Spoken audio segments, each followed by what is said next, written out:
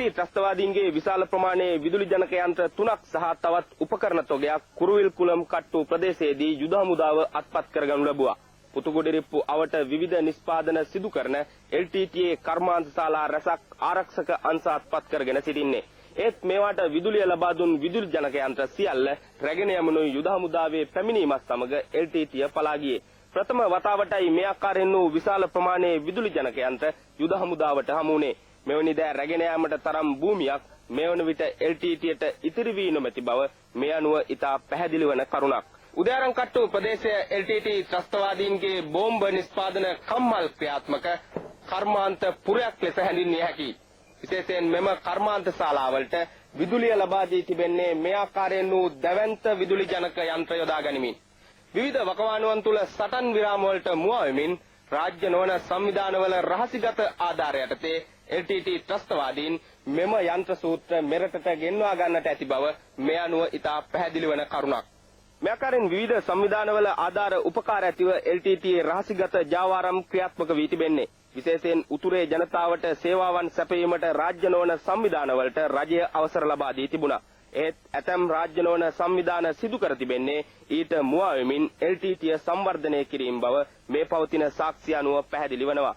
දෙවන කාර්ය සේනාංකාධිපති බ්‍රිගේඩියර් රෝහණ බණ්ඩාරගේ නායකත්වයෙන් පුතුකුඩිරිප්පු දකුණින් ඉදිරියට ගමන් කරන ලුතිනන්ට් කර්නල් අතුල ආරියරත්නගේ මෙහෙයවීමෙන් යුත් 621 වන බල සේනාවේ 6 වන විජයබා පාබල රෙජිමේන්තුව මෙම යන්ත්‍ර සූත්‍ර හා බෝම්බ නිෂ්පාදිත කම්මල් ප්‍රදේශයේ බලය සියතට ගනු ලැබුවේ. ඒ දරුණු ගැටුම් වලින් පසුව මේ අතර LTTය තම යුද ක්‍රියාකාරකම් ප්‍රදර්ශනය කරමින් පවත්වාගෙන ගිය දැවැන්ත කෞතුකාගාරයක්ද උදයාරම්කට්ටු ප්‍රදේශයේදී යුද හමුදාව අත්පත් කරගනු ලැබුවා. 8 වන ගජබා රෙජිමේන්තුව මෙම ස්ථානයේ බලය තහවුරු කර ගැනීමට සමත් වුණේ. LTT සංවිධානයේ සියලු ත්‍රස්ත ක්‍රියාකාරකම් සියලු මේච්ච ක්‍රියාකාරකම් සිදු කරනු ලැබුවේ තම සමාජිකයන් මනෝවිද්‍යාත්මකව වෙනස් කරමින්. මේ ආකාරයෙන් LTTයේ යුද ශක්තිය ප්‍රදර්ශනය කරමින් බරාවි තැන්පත් කොට ඇති කෞතුකාගාර LTTය පවත්වාගෙන යන්නට ඇත්තේ ඒ ආකාරයෙන්ම තම සමාජිකයන්ගේ මනෝවිද්‍යාත්මක වෙනස් වීම සිදු කිරීමේ අරමුණින්. LTTය සතුව පවතින දැවැන්ත අවි 5ක් හා තවත් උපකරණ මෙම කෞතුකාගාරය තුල පවතිනවා. ඝන වනාන්තරය තුල කටුකම්බි වලින් ආවරණය කළ භූමියක මෙම කෞතුකාගාරය පවතින්නේ. මෙවන් ස්ථානයක් යුද හමුදාව සොයාගනු ලැබූ ප්‍රථම අවස්ථාවද මේ වනවා. විශේෂයෙන් LTTය තම සමාජිකයන්ට හා සාමාන්‍ය ජනතාවට LTTයේ යුද ශක්තිය පෙන්වීම මෙහිම අරමුණ වන්නට ඇති බවයි යුද හමුදාව පවසන්නේ. පුතුකුඩිරිප්පු ඝන වනාන්තරය තුල රැඳී සිටිමින් LTTය මේ ආකාරයෙන් වූ විවිධ යුද උපක්‍රමයන් ක්‍රියාත්මක කරනු ලැබුවා. ඒ යුද හමුදාවේ ඉදිරි ගමන වැළැක්වීමේ අරමුණින්. ඒත් මේ වන විට LTT සංවිධානය වර්ග කිලෝමීටර 100කටත් අඩු ප්‍රදේශයකට සීමා කිරීමට විරෝධාර රණවිරුවන් සමත් වී සිටින්නේ. එතරම් ආසන්නයට මේ වන විට යුද හමුදාව ගමන් කරමින් සිටිනවා. ජමිල් ආනන්ද වසන්ත කුමාර සමගින් මම සුජිත් විතානපතිරණ පුතුකුඩිරිප්පු ඉදිරි ආරක්ෂක ප්‍රදේශයේ සිට. LTT ත්‍රස්තවාදීන්ට තම ග්‍රහණයේ සිටින ජනතාව දැන් පාලනය කර ගැනීමට නොහැකි තත්ත්වයක් උද්ගත වෙති ආකාරයටම ඔවුන්ට තම අවි ආයුධ පවා රැගෙන යාමට නොහැකි තත්ත්වයක විමතුව තිබෙන්නේ. ඔවුන්ට මේ වන විට සිය සමාජිකයන් හසුරුවා ගැනීමට නොහැකි. ඇතැම් සමාජිකයන් සංවිධානයේ අතහැර පලා යාමේ තත්ත්වයක් උද්ගතව තිබෙනවා. මෙවැනි තත්ත්වයක් යටතේ දිනෙන් දින පසුබසින LTT ත්‍රස්තවාදීන්ට සිය අවි ආයුධ පවා රැගෙන යාම පසෙකලා ජීවිතේ බේරා ගැනීමේ ක්‍රියාමාර්ගවලට එළඹීමට සිදුව තිබෙනවා. පලා යන LTT ත්‍රස්තවාදීන්ට තම අවි ආයුධ පවා රැගෙන යාමට නොහැකි තත්ත්වයකුයි දැන් උද්ගත වී තිබෙන්නේ. ඔවුන් මෙම අවි ආයුධ පවා පසුව ප්‍රයෝජනය සඳහා වළදමා තිබීදී රණවිරුවන් සොයාගත්තා. බ්‍රිගේඩියර් ශවෙන්ද්‍ර සිල්වාගේ නායකත්වයෙන් යුත් 58 වන සේනාංකයට අයත් 581 වන බල සේනාවේ රණවිරුවන් මෙවැනි අවි ආයුධ රැසක් සොයාගත්තා. මිලිමීටර් 120 මෝටාර් අවි 5ක් මෙසේ සොයාගත් අවි ආයුධ අතර වනවා.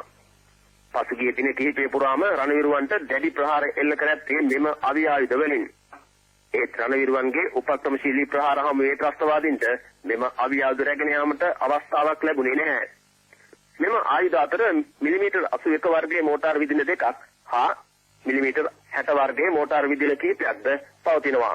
LMG හා T56 වර්ගයේ ගිනි අවි කීපයක්ද රණවිරුවන් අත්පත් කරගත්තා. පසුව ප්‍රයෝජනයට ගැනීම සඳහා මෙම අවි ආයුධවල ග්‍රීස් තවරා වළදමා තිබෙදී මේවා සොයාගත්තේ.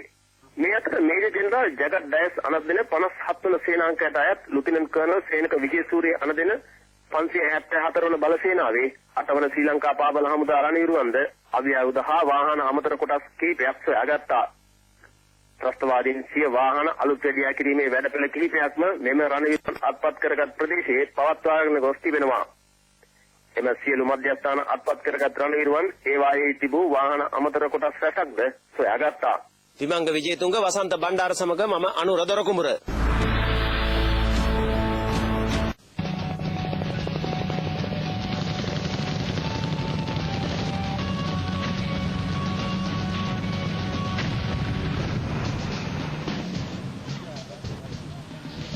මේ ඔබ දකින්නේ කුඩා බෝට්ටුවක නැගුණු සිවිල් වැසියන් පිරිසක් උතුරු මුහුදේදී නාවික හමුදාව විසින් බේරාගත් අවස්ථාවක්.